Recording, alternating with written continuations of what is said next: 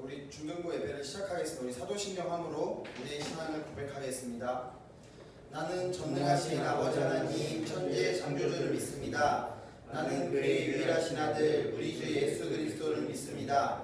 그는 성령으로 잉태되어 동정녀 마리아에게서 나시고 본디오 빌라도에게 고난을 받아 십자가에 못 박혀 죽으시고 장사된 지 사흘 만에 죽은 자 가운데서 다시 살아나시며 하늘에 오르시어 전능하신 아버지 하나님 우편에 앉아 계시다가 거기로부터 살아있는 자와 죽은 자를 심판하러 오십니다.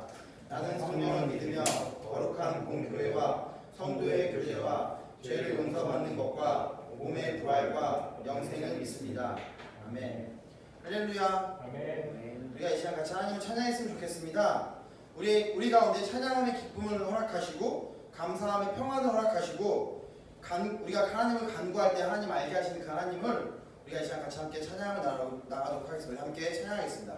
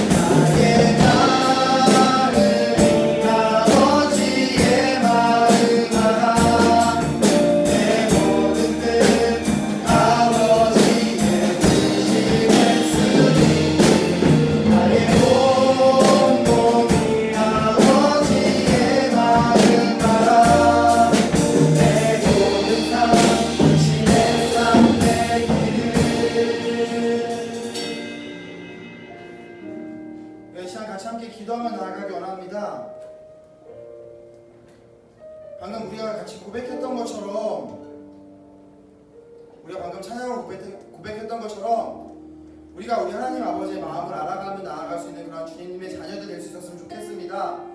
하나님께서 우리 중등부 가운데 부어주신 하나님의 마음을 우리가 알고 우리가 주님께서 원하시는 그 길로 나아갈 수 있는 그런 중등부가 될 수 있었으면 좋겠습니다. 저희 같이 함께 기도할 때 하나님, 우리가 온전히 하나님의 마음을 알아가며 하나님 한 분만을 바라보며 하나님을 향해 나아가는 중등부 되기 원합니다. 그럼 우리 한 사람 한 사람이 되기 원합니다. 주님, 이 자리 가운데 오셔서 우리 예배를 기뻐 받아 주옵시고 온전히 하나님 한 분만을 바라보며 나아갈 수 있는, 합력하여 선을 이뤄 나갈 수 있는 중등부 될 수 있게 해달라고 우리가 같이 예배를 위하여, 우리 중등부를 위하여, 우리 자신들을 위하여 함께 같이 기도하며 나아가겠습니다. 기도하겠습니다.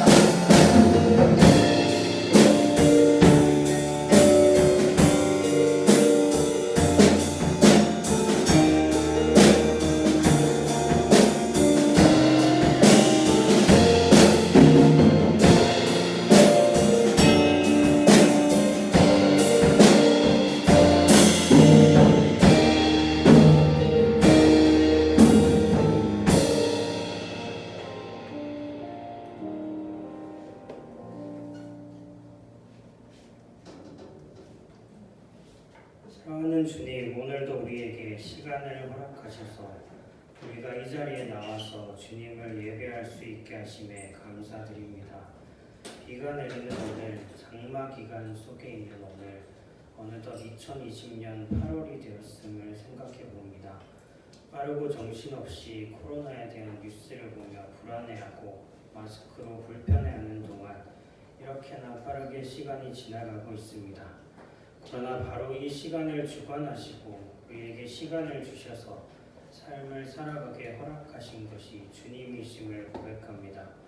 우리에게 허락된 이 시간 그리고 이 삶이 세상 사람들과 같이 하나님이 없는 것처럼 보내는 순간이 되지 않게 하시고 하나님을 찬양하고 기도하며 말씀을 들으며 하나님의 선하신 뜻대로 살아가는 순간이 될 수 있게 우리를 인도하여 주시옵소서.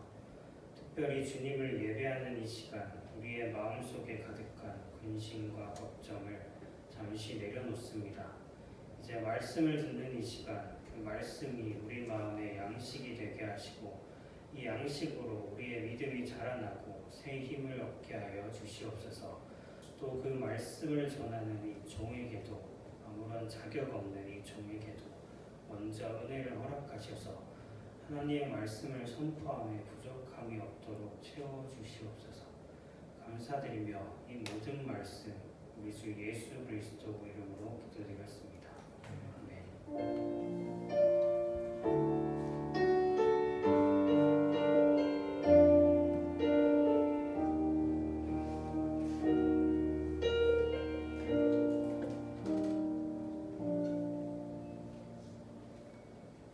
오늘 우리에게 주신 하나님의 말씀은 예레미야 29장 11절 말씀입니다.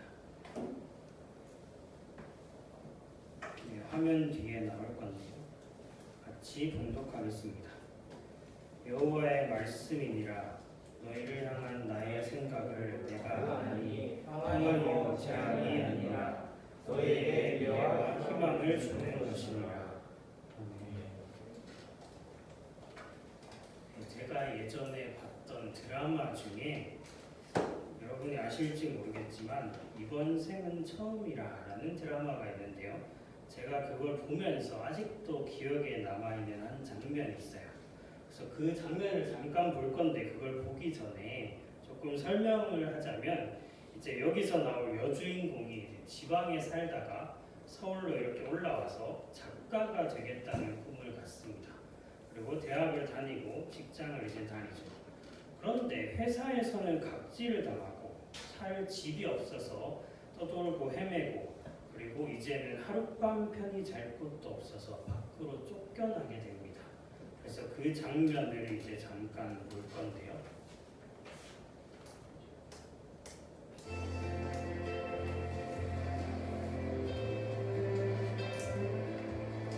꿈을 먹고 살겠다고 결정했을 때 이제부터 내 인생은 깜깜한 터널을 혼자 걷는 일이라고 생각했었다.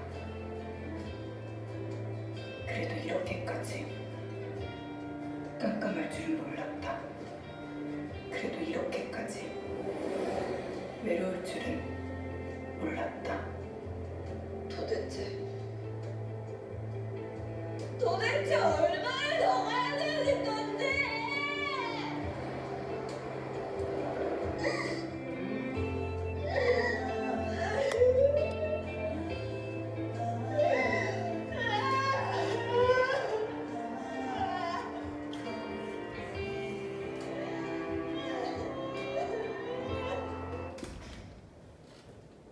네, 여기 나오는 나레이션처럼 우리가 가는 길도 이렇게 깜깜한 터널과 같은 길일 수도 있어요.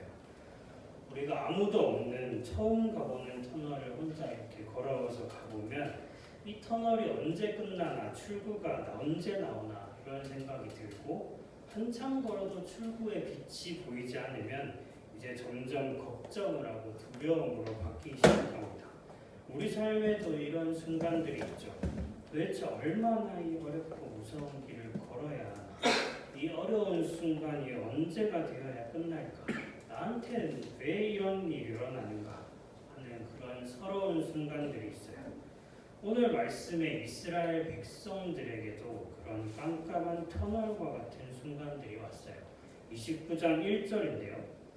선지자 예레미야가 예루살렘에서 이 같은 편지를 느부갓네살이 예루살렘에서 바벨론으로 끌고 간 포로 중 남아있는 장로들과 제사장들과 선지자들과 모든 백성에게 보냈는데, 먼저 여기 나오는 예레미야라는 선지자는 이 사명을 받았는데 그걸 한 줄 요약하면 뽑고 파괴하고 심고 건설하는 사명이라고 해요.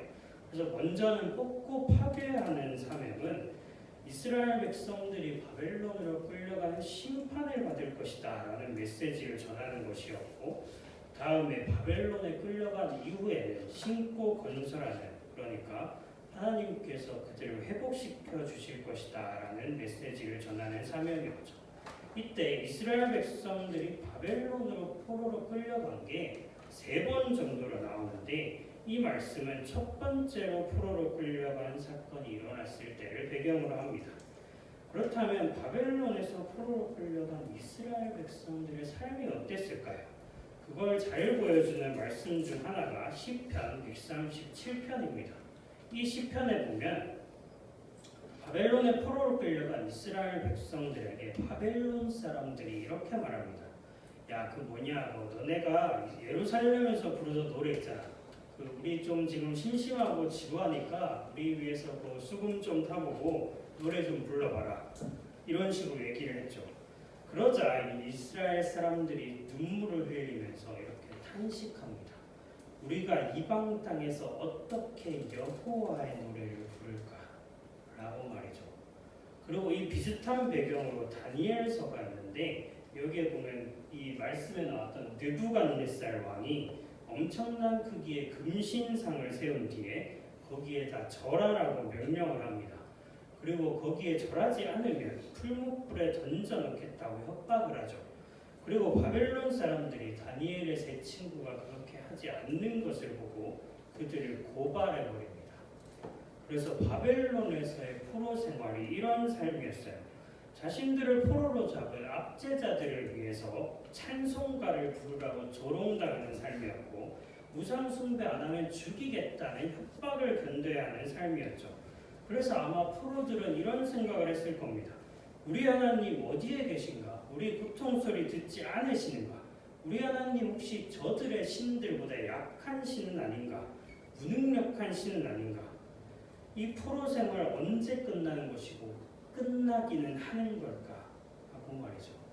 그리고 바벨론을 이 이스라엘 백성들을 포로로 삼은 바벨론의 엄청난 문명 수준을 보면서, 그러니까 자기들이 이때까지 봐왔던 예루살렘 성전이 귀여운 수준으로 보이는 그런 건축물들을 보면서 그냥 하나님 부정하고 바벨론 사람들이 섬기는 신 섬기면서 살까? 희망을 버리고 살까? 그게 더 편하진 않을까? 이런 식의 고민을 했을 겁니다.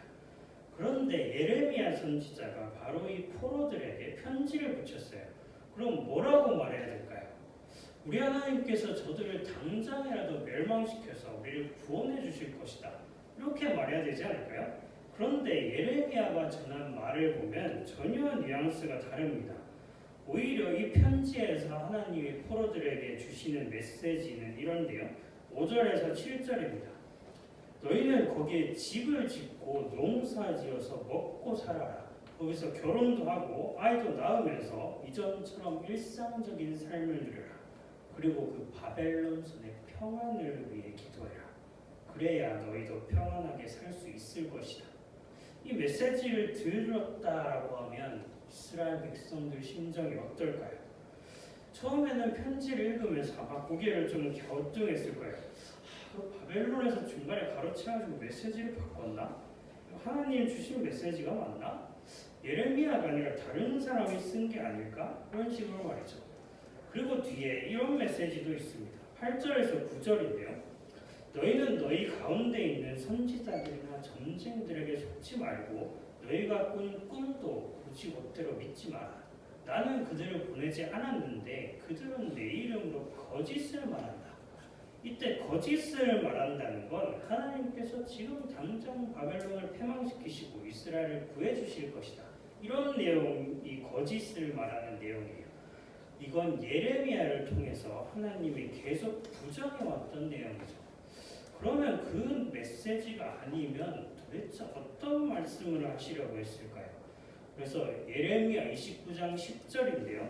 우리 희권 선생님께서 29장 10절 말씀을 한번 읽어주실래요? 여기도 나옵니다. 여호와께서 이와 같이 말씀하시니라. 바벨론에서 70년이 차면 내가 너희를 돌보고 나의 선한 말을 너희에게 성취하여 너희를 이곳으로 돌아오게 하리라. 네, 여기에 보면 바벨론에서 70년을 보내야 된다라고 할 수 있어요.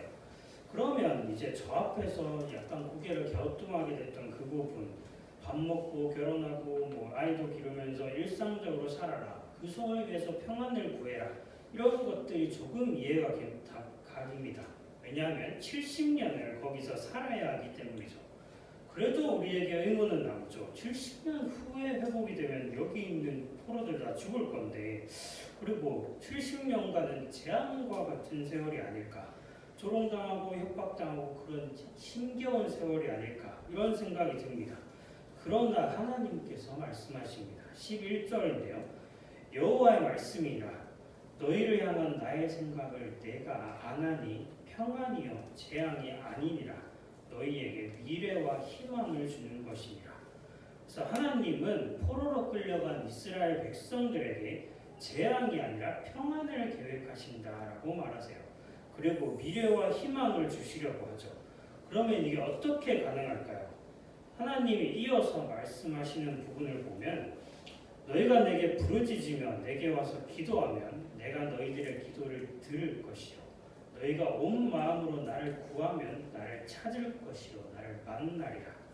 그렇다면 바로 그런 어려움 가운데 있을 때에 더더욱 하나님을 찾고 기도하고 부르짖는 것, 그렇게 하나님을 의지하고 신뢰하는 것, 이거야말로 하나님께서 주시는 평안과 미래, 희망을 맛볼 수 있는 방법이다 라고 가르쳐 주신 것이에요. 그리고 하나님께서는 14절에서 다시 한번 포로된 백성들이 자신들의 고향으로 돌아가게 될 것이다 라고 약속을 하십니다. 그런데 어쩌면 이 약속이 추상적이고 공허하게 들릴지 모르겠어요. 하지만 성경은 이 어려운 시대에도 그렇게 살아간 사람을 한 명 알려줍니다. 제가 닮기 원하는 사람은요, 바로 다니엘이에요. 시대가 좀 달라지지만 바벨론 다음에 잠시 메디아라는 나라가 바벨론을 통치하는데요. 그때 당시에 3명의 총리 중 하나였던 다니엘을 다른 사람들이 질투해서 왕에게 어떤 법을 만들도록 합니다. 법의 내용이 뭐냐면, 앞으로 30일간 왕 외에 다른 사람이나 신에게 무언가를 구하면 사자굴에 던져 넣겠다라는 내용이었죠. 이거는 평상시에 다니엘이 하루에 3번씩 하나님께 기도하고 있다는 걸 알고 다니엘을 죽이려고 한 것이었죠. 그러면 다니엘이 어떻게 했을까요? 그는 이 사실을 알고도 창문을 대놓고 열고 하나님께 예전에 하던 대로 기도합니다. 그러자 다니엘을 모함하려던 신하들이 그걸 딱 보고 왕에게 고발해서 다니엘을 그 사자굴에 던져 넣게 되죠. 다니엘이 어떻게 됐을까요? 신하들의 기대처럼 사자들에게 찢겨 죽었을까요? 아닙니다. 멀쩡하게 살아남아서 왕이 다니엘을 사자굴에서 건져내게 되죠. 그리고 왕이 이 광경을 보고 이런 조서를 내립니다. 다니엘서 6장 26, 27절인데요. 내가 이제 조서를 내리노라. 내 나라 관할 아래에 있는 사람들은 다 다니엘의 하나님 앞에서 떨며 두려워할지니 그는 살아계시는 하나님이시요 영원히 변하지 않으시리시며 그의 나라는 멸망하지 아니할 것이요 그의 권세는 무궁할 것이며 그는 구원도 하시며 건져내기도 하시며 하늘에서든지 땅에서든지 이적과 기사를 행하시는 이로써 다니엘을 구원하여 사자의 입에서 벗어나게 하셨습니다 하였더라. 이 조서에서 포로 생활을 하던 다니엘을 통해서 하나님의 일하심을 보고 이스라엘 백성과 전혀 관계없던 왕까지 하나님을 칭송하게 된 것을 볼 수 있어요. 그렇다면 다시 예레미야에게 돌아가서 이 편지를 통해 하나님이 말씀하신 것이 무엇일까요? 먼저 서로 어렵게 살아가는 이들이 절망하거나 분노하고 우울해하면서 하나님을 원망하면서 살아가기보다 일상적인 삶을 살아가려고 하십니다. 이 말씀이 가능한 건 확실하게 일정한 기간이 지나면 하나님께서 그들을 회복시켜 주실 것이다 라고 약속하셨기 때문이죠. 다음으로 하나님께서 이스라엘 백성들에게 재앙이 아닌 평안을 계획하는 분이다. 이걸 확신하면서 그들이 더 하나님을 찾고 기도하고 만나고자 할 때 하나님께서 그 기도를 들으시고 만나 주실 것이라고 약속하셨어요. 그리고 다니엘을 위해서 그런 삶을 살아가는 이들을 사자굴과 같은 고난에서 건져내시고 그들을 통해 압제자들에게까지 하나님만이 유일하고 참된 신이라는 메시지를 전하시는 하나님을 발견할 수 있었어요. 이 이야기를 보면서 어쩌면 이건 과거에 불과하고 우리한테는 해당되지 않는 건 아닐까 이렇게 생각할 수 있을 거예요. 우리도 돌아보면 과거에 지나간 일이나 이미 일어났던 일들을 생각하면서 하나님이 어떻게 일하셨는가 이거에 생각하는 게 쉽진 않지만 어느 정도는 가능합니다. 그렇지만 현재 지금 어려운 가운데 캄캄한 터널을 걸어가고 있는 가운데 있을 때 그런 고백을 하고 하나님을 신뢰하는 건 쉽지 않죠. 하지만 오늘 하나님께서는 바로 그때야말로 하나님이 더욱 필요한 때이며 하나님을 더욱 찾아야 할 때이며 우리의 믿음이 빛을 발해야 할 때라고 가르쳐 주십니다. 예수님도 제자들을 떠나서 십자가의 길을 걸어가시기 전에 제자들에게 이렇게 말씀하셨습니다. 세상에서는 너희가 환난을 당하나 담대하라. 내가 세상을 이기었노라. 어쩌면 이 말씀을 듣는 사람들 가운데 지금 깜깜한 터널을 걷는 사람도 있을 것이고 그 터널을 만나게 될 사람도 있을 거예요. 그러나 그럴 때라도 우리에게 평안을 계획하신 하나님, 세상을 이기셨다고 말씀하시는 예수님, 그리고 우리와 동행하시는 성령님을 의지해서 포로기와 같은 시간 속에서도 믿음으로 살아가는 사람들이 되었으면 좋겠습니다. 우리에게 그런 믿음을 허락하시길 간절히 소망합니다. 기도하겠습니다. 주님, 오늘 포로들에게 보낸 예레미야의 편지를 통해 하나님의 말씀을 듣습니다. 주님, 우리가 이스라엘 백성들처럼 깜깜한 터널을 지나고 아무런 희망도 보이지 않는 것 같은 그런 때에 주님 더욱 주님을 찾게 하시고 주님께 부르짖게 하시고 주님께 기도하게 하여 주시옵소서. 주님, 그렇게 할 때 우리가 이스라엘 백성들이 맛볼 수 있었던 그 은혜와 기쁨을 다시 맛보게 될 줄을 믿습니다. 우리를 그렇게 인도하여 주시옵소서. 이 모든 말씀 우리 주 예수 그리스도 이름으로 기도드렸습니다. 아멘. 주기도문 하심으로 예배 마치겠습니다. 하늘에 계신 우리 아버지, 아버지의 이름을 거룩하게 하시며 아버지의 나라가 오게 하시며 아버지의 뜻이 하늘에서와 같이 땅에서도 이루어지게 하소서. 오늘 우리에게 일용할 양식을 주시고 우리가 우리에게 잘못한 사람을 용서하여 준 것 같이 우리 죄를 용서하여 주시고 우리를 시험에 빠지지 않게 하시고 악에서 구하소서. 나라와 권능과 영광이 영원히 아버지의 것입니다. 아멘.